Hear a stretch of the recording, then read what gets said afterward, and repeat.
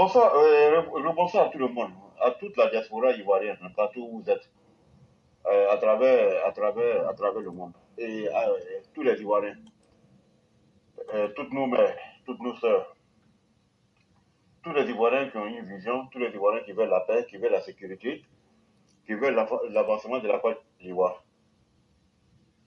Merci à la police scientifique, merci à la police criminelle d'avoir interpellé Apouchou. Parce que, voilà, la jeunesse ivoirienne en particulier et la jeunesse africaine a besoin d'une éducation très stricte. Parce que malheureusement, c'est ceux qui font du médiocre sur les réseaux sociaux qui sont beaucoup suivis. Comme nous savons très bien ouais, que la Côte d'Ivoire est sur le GAFI aujourd'hui, le Créateur avait déjà parlé de ça ici, c'est-à-dire que la Côte d'Ivoire est sur une liste grise. Et moi, c'est ce qui me cœur, c'est ce qui me fait mal. Parce que le président Alassane Ouattara, dans tout son parcours académique, dans tout son parcours professionnel, ce monsieur a été toujours honoré. Ça a été toujours mention honorable. Pas mention bien. Ou assez bien. Non. C'est toujours mention honorable. Et il a toujours travaillé à l'international.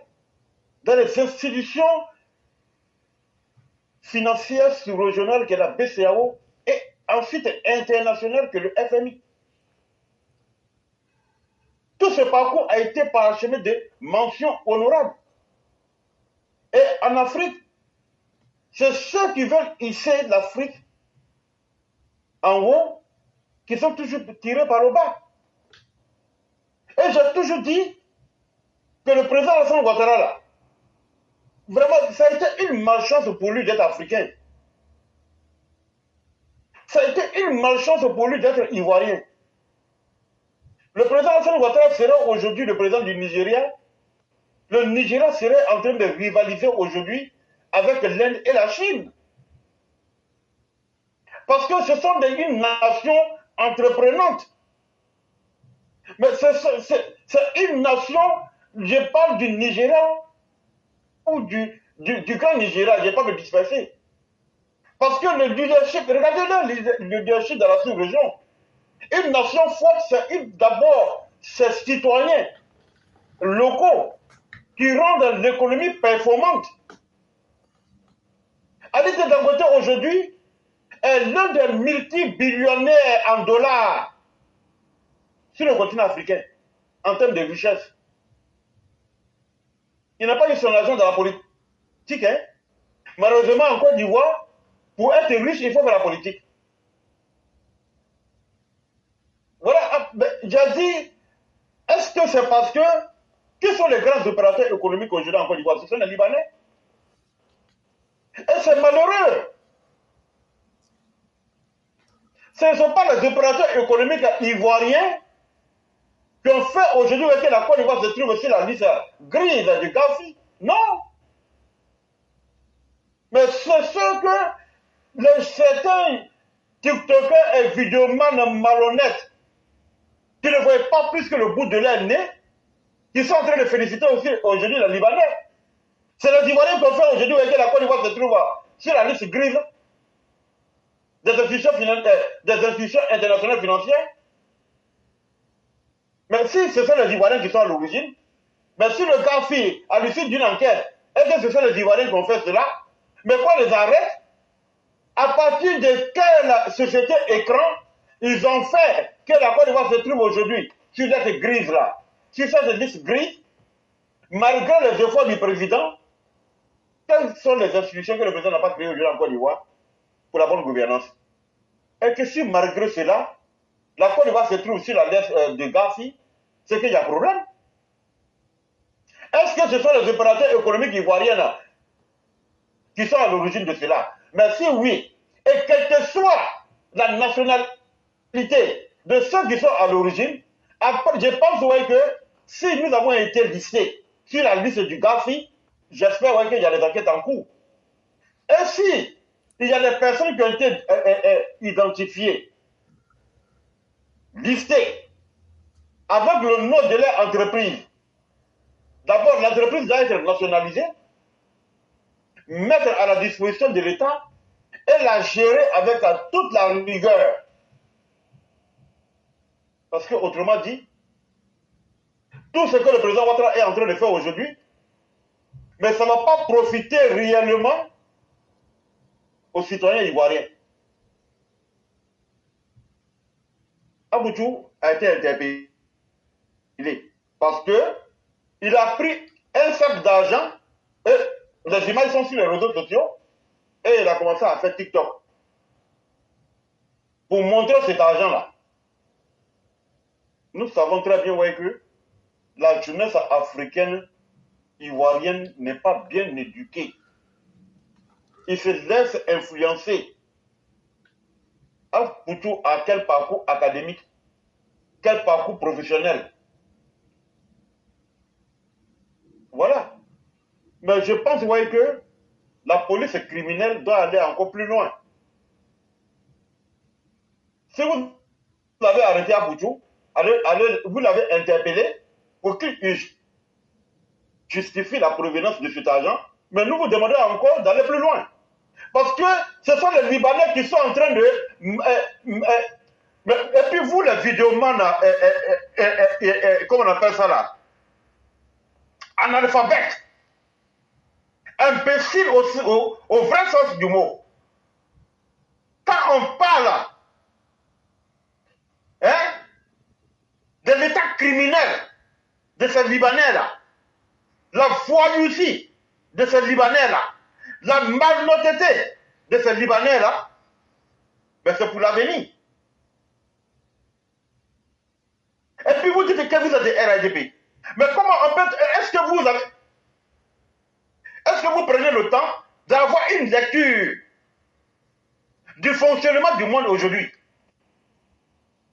Mais le président que vous prétendez défendre là, mais malgré les infrastructures et malgré les institutions qu'il a mis en place pour lutter contre le blanchiment d'argent et la malgouvernance, mais malgré cela, la Côte d'Ivoire est listée sur le GAFI. Ou alors vous parlez sur les Facebook et les TikTok, parce qu'il faut parler, mais venez nous expliquer. Vous les malfrats qui vous réclamez de cyber-activistes RDP, venez nous expliquer comment se fait que le président a créé des institutions pour la bonne gouvernance et puis la Côte d'Ivoire est listée. Parce que si nous ne faisons pas très attention, on va prendre une sanction à l'international. C'est que tous les partenariats que le président Ouattara a signés, mais tout sera cancellé, tout sera annulé. Et la Côte d'Ivoire n'est pas sur la planète Mars. On ne peut pas se développer sans une coopération. Ce qui veut dire que la nation ivoirienne même sera en danger. Et ces Libanais là, partout où il y a le désordre, ces malfrats là, partout où il y a l'instabilité, c'est là-bas qu'ils pourront se faire. Nous parlons de l'avenir de nos enfants. Et vous êtes en train de faire la politique politicienne. Vous courez derrière la ministre. Mais la ministre a travaillé pour nous. C'est nous, c'est grâce à nos votes que le président est là et le président les a nommés. Et ces nominations, c'est momentané. Mais quand on leur confie la gestion de notre vie, mais on ne peut pas s'amuser avec cela. Et des malfrats comme vous êtes assis, la majorité de ceux qui le disent, ils sont assis en France, en Europe. Mais est-ce que être africain, c'est une malédiction? Est-ce que être africain, là, c'est une malédiction? Mais on va vous combattre. Jusqu'à la racine. Nous, on le dit. Et on va continuer à le répéter. Le président Ouattara, il a assaini l'environnement politique en Côte d'Ivoire.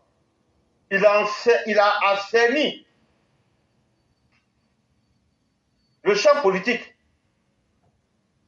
Mais vous pensez ouais, qu'entre vous et nous là, si le président Ouattara devrait nous recevoir et que chacun donne ses idées, vous pensez ouais, que ce que nous disons là, il va aller ça du revers de la main? Et puis ce que vous ne savez pas, vous n'avez pas côtoyé les hommes riches. Moi j'ai eu la chance de côtoyer les hommes riches.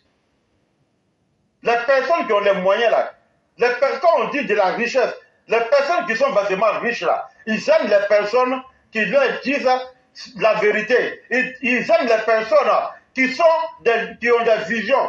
Parce que quand tu as la vision, non seulement toi-même tu prospères, mais tu fais prospérer ses pensées. À lui, il ne peut pas tout faire. Mais vous êtes très malhonnête. Oh, mais c'est pas vrai. Ce combat-là, nous allons le mener et nous allons gagner ce combat que nous sommes en train de faire. Ils ne réfléchissent même pas. Non, les Libanais créent l'emploi. Les Libanais créent l'emploi. Et puis, pas Kisangana. Ça fait tellement mal, ouais, que. Ok, je vais finir par là. Tous les frères de la diaspora, il y a une convention qui va se tenir à Yamoussoukro. Dites la convention de la diaspora. Une rencontre entre les responsables du RADP, pour ne pas dire le gouvernement, et il paraît que le président lui-même sera là-bas. Et il y a certaines personnes qui sont de la diaspora, qui sont déjà habitants, qui vont participer à cette convention-là. Allez-y massivement. Malheureusement, nous n'avons pas de vision commune. Malheureusement, dans la diaspora, nous n'avons pas de leadership. Malheureusement, dans la diaspora, nous ne sommes pas organisés. Malheureusement, dans la diaspora, il y a certaines personnes qui préfèrent faire le combat des ministres que de faire un combat commun. Mais moi, je souhaite que le président Alassane Ouattara, rarement il vient aux États-Unis, mais nous demandons au président Alassane Ouattara de venir aux États-Unis. Lui-même, il est un Américain dans l'âme, sur le plan politique, sur le plan de leadership. Mais qu'il vient nous rendre aussi visite. Nous souhaitons qu'il arrive aux États-Unis, même si c'est à Alaska, je dirais. Parce que nous avons beaucoup à dire. Nous avons beaucoup à dire, et la seule personne qui peut nous aider, c'est le président Alassane Ouattara. Parce que si le président Ouattara, son combat était suivi, la Côte d'Ivoire ne serait pas aujourd'hui sur la liste de Gaddafi. La Côte d'Ivoire ne serait pas aujourd'hui sur la liste grise du blanchiment d'argent. Je vais m'arrêter là. Hein. Il n'y a pas de prendre ton temps. Il n'y a pas de problème. Je dis merci à tous les cyber-activistes, militants du RADP qui sont dans une vision de leadership, comme toi-même éclaireur, et l'ensemble de la diaspora ivoirienne qui aspire au développement, à la paix et le vivre ensemble. Bonne journée et bonne soirée à tout le monde selon votre position. Merci, éclaireur. Merci beaucoup, cher Aîné. Merci à tous ceux qui nous ont suivis.